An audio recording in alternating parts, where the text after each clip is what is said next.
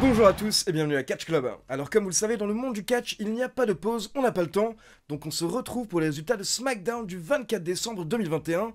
Et hier soir, on avait droit au premier commentaire de Paul Heyman depuis qu'il a été viré par le chef tribal. Mais d'abord, je tiens à souhaiter un joyeux Noël et de très bonnes fêtes de fin d'année à tout le monde. J'espère que vous avez été gâtés. Perso, ça va, j'ai reçu une petite plante avec dessus inscrit Vive le catch. Donc c'est parti, SmackDown démarre avec une petite vidéo qui nous rappelle ce qui s'est passé la semaine dernière, avec Roman Reigns qui a viré Paul Heyman, il lui a porté un Superman Punch, et ensuite Paul Heyman a été sauvé par Brock Lesnar. Puis on passe en coulisses dans une salle et on retrouve Kayla Braxton face à face avec Paul Heyman pour une interview. Et donc Kayla Braxton dit à Paul Heyman que ça fait une semaine qu'il s'est fait virer par Roman Reigns. Qu'est-ce qui s'est passé ? Et là on peut voir un Paul Heyman qui n'est pas très bien, il est fatigué, il ne s'est pas rasé depuis une semaine, et il répond, il dit écoutez ce qui s'est passé c'est que j'ai dit la vérité à Roman Reigns, mais c'était une vérité qu'il ne souhaitait pas entendre publiquement. Ce qui s'est passé c'est qu'en gros j'ai dit la vérité et j'ai été viré publiquement. On m'a frappé au visage publiquement, on m'a humilié publiquement. Ce qui s'est passé c'est que j'ai dit la vérité à Roman Reigns et j'ai payé publiquement.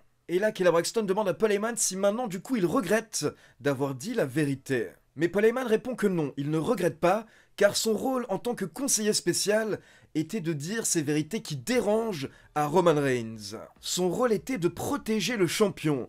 Et la semaine dernière, quand il est retourné en coulisses, il a tenté d'expliquer ça à Roman Reigns, mais quand il est allé dans ses vestiaires, il a vu que toutes ses affaires avaient été jetées à l'extérieur. Et Heyman dit qu'il a été traité comme s'il était un petit rookie, mais il répète que son rôle était de protéger le champion, et attention, il précise que Roman Reigns est le plus grand champion universel de tous les temps, mais il doit être protégé de Brock Lesnar. Et donc là, Kayla Braxton demande alors à Paul Heyman quelle est la suite dorénavant. Et là, Paul Heyman prend son temps et il dit qu'il pourrait aller à NXT et choisir un top talent, un petit jeune, et en faire une méga star.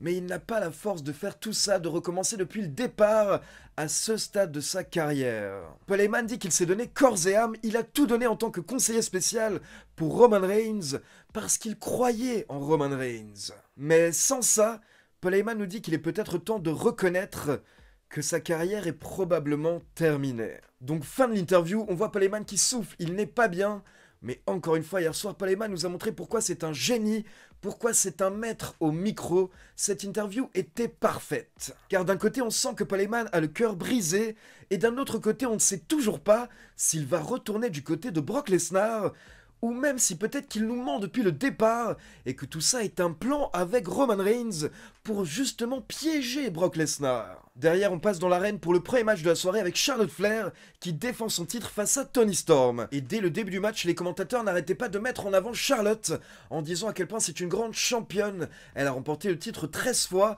et c'est l'une des plus grandes catcheuses de l'histoire de la WWE.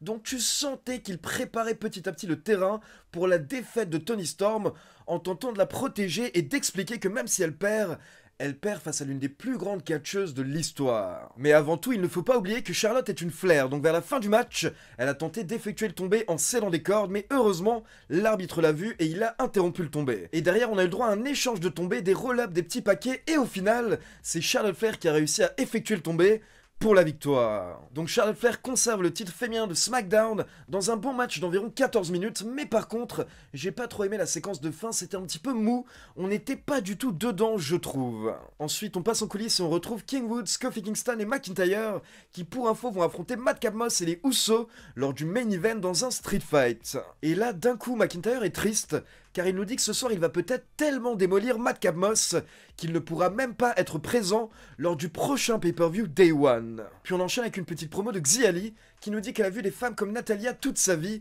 des femmes qui tentent de marcher sur les autres. Mais si Natalya tente de faire ça avec elle, alors Xia n'aura pas peur, Xia va se battre. Et Xia termine en précisant qu'elle est la protectrice. Puis on enchaîne avec Rick Boogs qui nous présente Shinsuke Nakamura, le champion intercontinental, car Boogs et Nakamura vont être au bord du ring pour observer le Gauntlet match avec 12 catcheurs. Et je rappelle que le vainqueur de ce match deviendra le challenger numéro 1 au titre intercontinental. Donc dans ce match, nous avons Drew Gulak, Mansoor, Cesaro, Ricochet, Jinder Mahal, Shanky, Eric, Ivar, Sheamus, Sami Zayn et Los Lotarios Humberto et Angel. Et donc nous avons eu différentes phases de domination lors du match, notamment Sheamus, qui a éliminé Ivar, Drew Gulak et Cesaro, avec un petit peu d'aide de Ridge Holland. Mais justement, Cesaro n'a pas aimé ses interventions, donc il est venu attaquer Ridge Holland au bord du ring, et ça a distrait Sheamus qui a été éliminé par Ricochet. Et là, c'était Ricochet qui était lancé, car il a éliminé Sheamus, Humberto et Jinder Mahal. Par contre, forcément, après 3 adversaires, Ricochet était KO, et là, nous avons l'entrée du dernier participant, Sami Zayn. Et Ricochet a tenté de se défendre, il allait même porter un magnifique Shooting Star Press, mais là, Sami Zayn a relevé ses genoux, donc il a contré Ricochet, et derrière, il a enchaîné avec le Elbow Kick pour la victoire. Donc Sami Zayn remporte le match et il aura prochainement une opportunité pour le titre intercontinental face à Shinsuke Nakamura. Et perso, je suis très content car j'adore Sami Zayn et j'adore son perso actuel qui n'a jamais de chance, habituellement tout est contre lui. Et là, pour une fois, il a gagné et il va enfin avoir une opportunité. Ensuite, les commentateurs reviennent sur le cas Paul Heyman et on a le droit à une petite vidéo hommage qui revient sur toute sa carrière.